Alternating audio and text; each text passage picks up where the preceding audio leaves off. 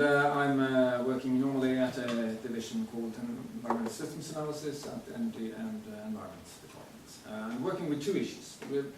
And I'm very much into this type of socio-technical change studies, as Derk is. And I'm working with innovation systems, and also used, if I ask something that might seem as some type of aggressive, you should know that I'm using these methods myself, and I'm part of this. So it's just on the surface. So I'm working with how do you actually change things? How do you make new technology grow in society? And this type of mainly technologies, then not yet so much social movements and so on. And the other one is also relating to this: how do you actually select the best options? How do you assess new technologies from an environmental point of view, so you don't make the wrong things grow? Okay, these are my topics. And just to let you all in, I think I have three questions. When I listen to you, and think about transition management. And the first one is about transition management, and the second one is about transition, and the third one is maybe they kind of run the transition management as a theory. So about management. One thing that struck me, and one thing that was discussed many years ago at a meeting in the Netherlands, was what then was called the Dutch disease.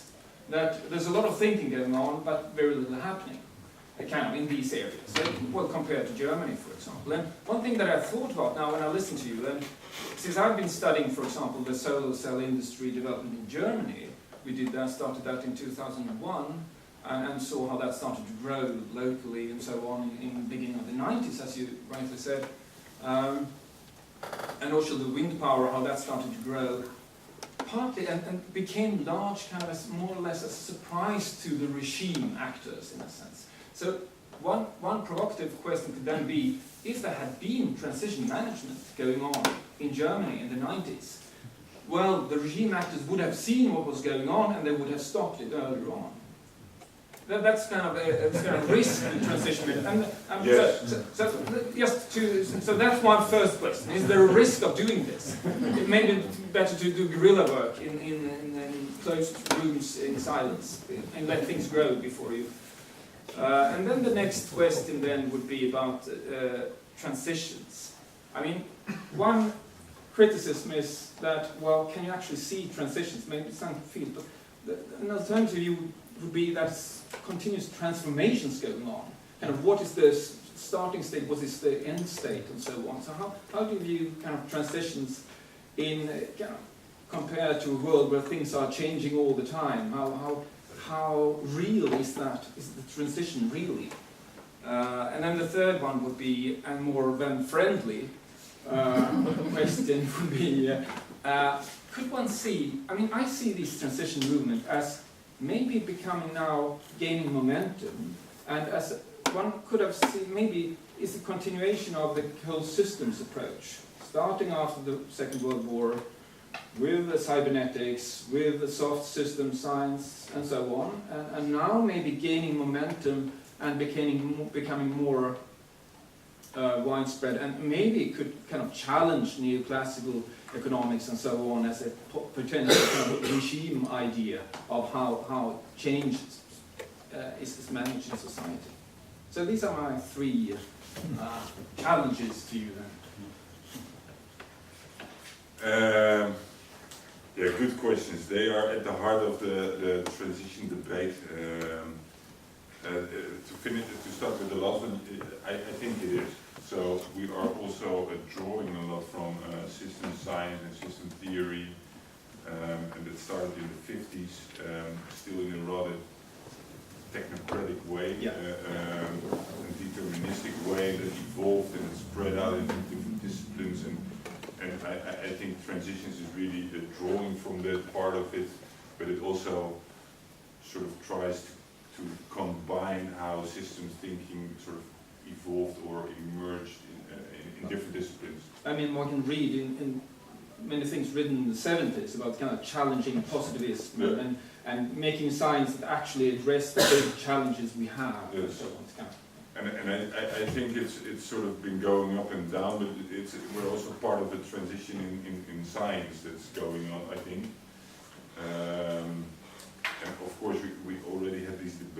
70s and in the 80s and the 90s about the role of science, but also about the sort of post-normal science and the end of history. But I also think that it's gaining momentum because there really is a more fundamental process of change. And that comes to your second question, the difference between transition and transformation. Indeed, there's change all the time, in all sorts of ways, but there is sufficient evidence empirically and theoretically that there is a particular pattern of change, which we refer to when we say transitions, which is this non-linear pattern of change. So there's change going all the time, but there is a particular dynamic of change that is stepwise. So that's really gradual and then interpuncted with a more major stepwise change. That doesn't solve the problem because then it's still arbitrary, because you can isolate that stepwise change, zoom out and see that it's part of a gradual process of change, or zoom in and then find that there's all sorts of other punctuated changes underneath. So that's also why in the transition field we say it's a middle range theory, so it's not trivial and it's not only based on particular empirical examples, but it's also not a generic explanatory model for everything.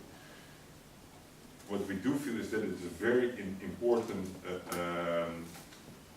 and helpful way of describing historical narrative to facilitate and structure a debate on what kind of changes are going on, what made us get into the situation, what are possible ways out of it. And it's a way to start to compare patterns of change across different social systems. And so it's a pretty useful tool. So yes, it's changing all the time, but you can isolate the transition pattern, but you always have to be reflexive that it's part of a broader context, and if you zoom in, then it disappears. Then I get to the first one, because that's the real interesting one. There are two answers.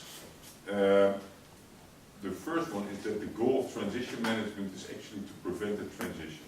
And now it becomes a bit complicated, but if a transition is defined as a disruptive, chaotic, non-linear process of shockwise change in a social system, that is basically an undesired situation.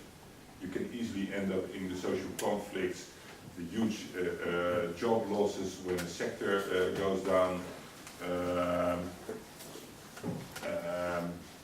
So the things associated, conditions associated with the transition are not desirable ones. So the idea of transition management was actually to make people aware of the possibility of transition, and as I said, rather naively think that they would start to change, transform early on, and that it becomes a transformation rather than a transition, which still is the goal.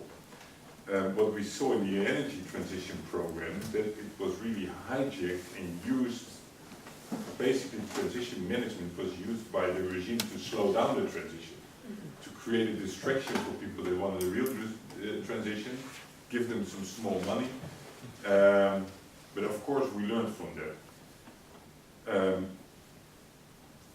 It would be a very serious problem, really fundamentally making transition management impossible if we didn't see transitions happening without any involvement anyway.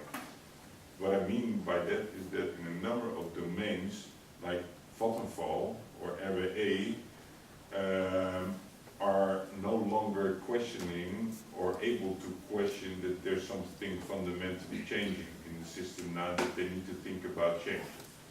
So maybe they have an interest to slow the change down, or to go from gradual, or they will try to fight it in some way, but the pressure on the system is increasing anyway. So what you see is that more and more also actors within the regime that have a strong position, and in this case not only within the energy system but also outsiders, like IKEA, for example, selling solar panels, are starting to develop an interest in having a transition. So they start to see that they can also benefit from making a much more rapid. But if I just Yeah. come in, I mean, if you take RWE or Vattenfall, they are not. I would say they are not kind of wanting to change because they understand the change. No. They would go bankrupt. Yes. Or if they wouldn't. I mean, when we visited They're RWE in 2001 and went to the big office going to interview someone at the kind of solar department, there was no one there. So we had to go out in a suburb to a very small house, and in the end of the corridor there was this guy, one guy, dealing with solar energy at RWE. And now they're almost kind of facing bankruptcy because of this solar movement. And so I mean, the big companies have a hard time to kind of, they don't, I mean, what I've learned from kind of your theories of the kind of regime idea, that's so difficult for the regime to change without conflict. Yes, and so this conflict is happening no matter whether we do a conscious effort to ease the transition, more or less. So also without transition management, there is this transition pressure building up. Yeah. What I can honestly say is that we didn't come to terms with how to deal with it, because we were really unsuccessful in challenging these regime actors early on. We tried to offer them perspective, because still theoretically the ideal situation was that they would acknowledge that on the longer term this is unsustainable way to do it, also because the alternatives are inherently better in all sorts of ways. So come together and negotiate sort of a deal in which they can agree to phase out, be compensated for it somehow, and somehow that was naive. So now they have to go bankrupt. So that's they have to go. They're going bankrupt. So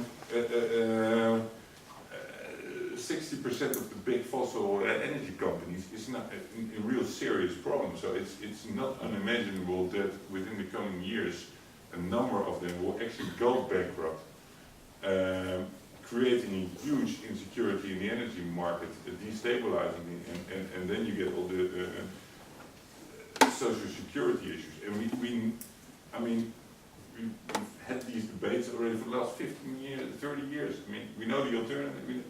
And it's sometimes depressing that you need this conflict to really enter this period of acceleration. Could I follow up on that? Yes. Because I'm not sure whether I'm handling it this here, but I mean, if I put in a hypothesis that, if I'm hearing you, that so, would you say a disruptive change in technology or to sustainability, to whatever, is fundamentally possible without a disruptive shift in power? The power distribution. For me, a transition is by definition a power shift. Which then would mean that the regime in power either changes phase to keep power, or it's just vanishes, basically. Otherwise, by definition, it wouldn't qualify as a transition. But there are examples of a regime being able to adapt. Especially if you look at the level of companies, there are quite a number of examples of successful transition companies that were able to make the shift and co-evolve with a market transition. For example, in the Netherlands, we have the Dutch DSM, which was a coal mining company, and now they're in fine chemicals based on biomass. So they went through. But they have disruptively changed their business model then. Yes. basically. Yes. And if, So if they hadn't done it, they would be gone. Yes, and that also means a complete power shift internally. Yeah, I guess the conflict has to be somewhere. I think it's like at Volvo here, when they started, when they wanted to build hybrid buses and so on. And I mean, the top level management had to fight the lower level management.